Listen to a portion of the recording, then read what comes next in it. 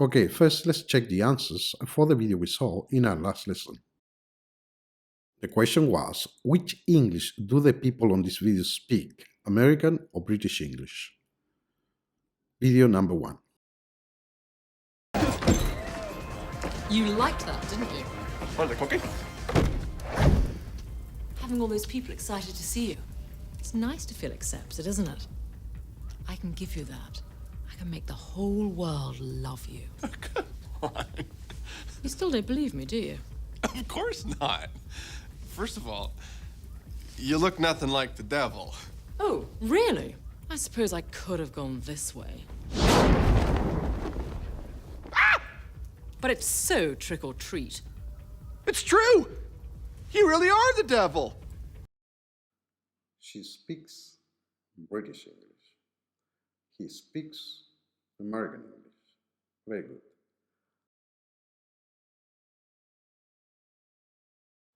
Video number 2. I mean, how long can they last out of the water? The whole thing just seems like madness, really. Out of the water like this, at least a half hour, up to 45 minutes. Is that right? So why are they doing this? What's the point of this whole thing? As you can imagine, these eggs out in the sea would face all kinds of predation. The survival rate would be quite low. Here, they're buried, they're underneath the surface of the sand. It actually increases their survival rate. She speaks American English.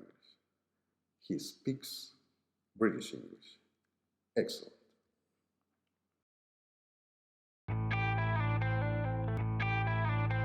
Good day everyone, I am Pat Diaz and welcome to Understanding English Pronunciation.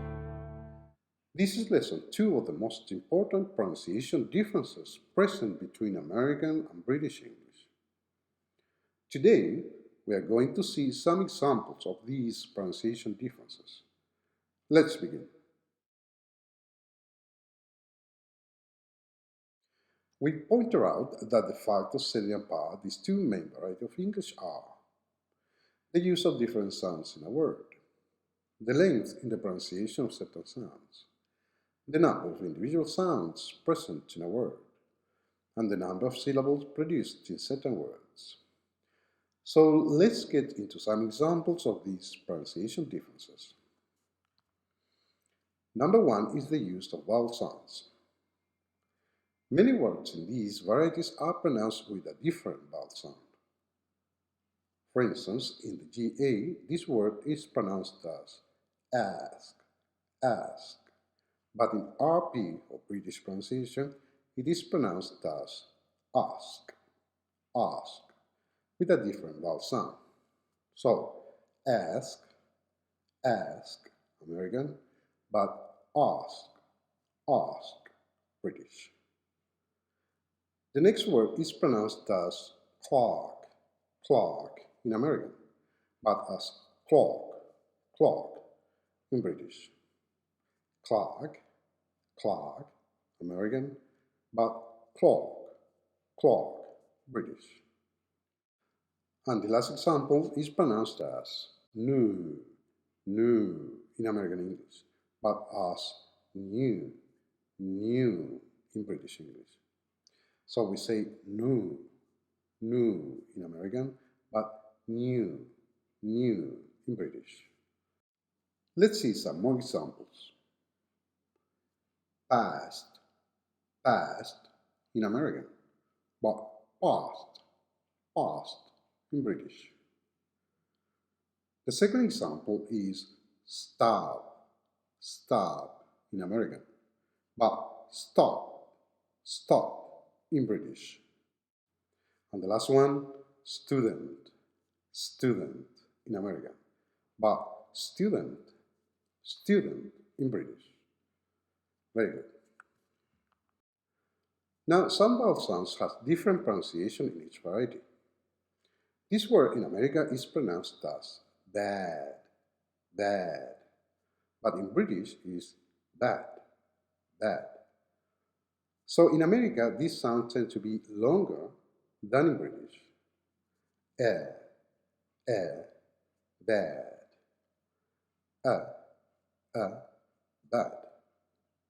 And keep that in mind.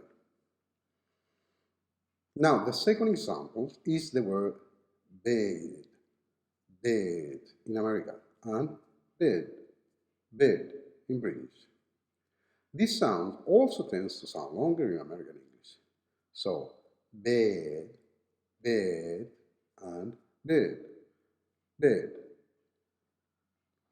These two American vowel sounds, the air, and the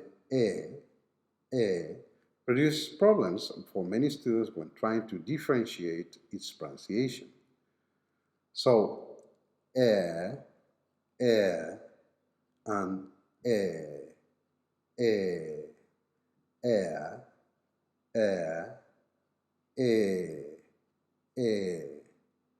okay? The next word is pronounced as bin, in both American and British English. However, in New Zealand English, this vowel sound is produced as the the schwa sound, or even as an sound. So in New Zealand English, you say bin, bin. So bin in American and British, and bin in New Zealand English. More examples are man in America, and men in British. Second example, man in America, but men in British. And the last one, fish and chips in both American and British. But in New Zealand, you are going to say fish and chips. Very good. Another difference between these two main varieties of English is the pronunciation of the word ending ER. In American English, this word ending is pronounced as but in British, it is normally produced as the schwa sound, In here we have the word driver in American, but driver in British. Now the sound you see in here is said to be optional or minimized in this variety. The second example is power in American, but power in British. And the last one is teacher in American, but teacher in British. More examples are: number one, ever American, but ever British. Second, later in American, but later in British. And the last one, summer in America, but summer in British. Okay, that's all. In the next lesson, we are going to see some examples of the different use of diphthongs, consonant sounds, syllables, and word stress in these two main varieties of English. Thanks for watching. See you next time. Bye for now.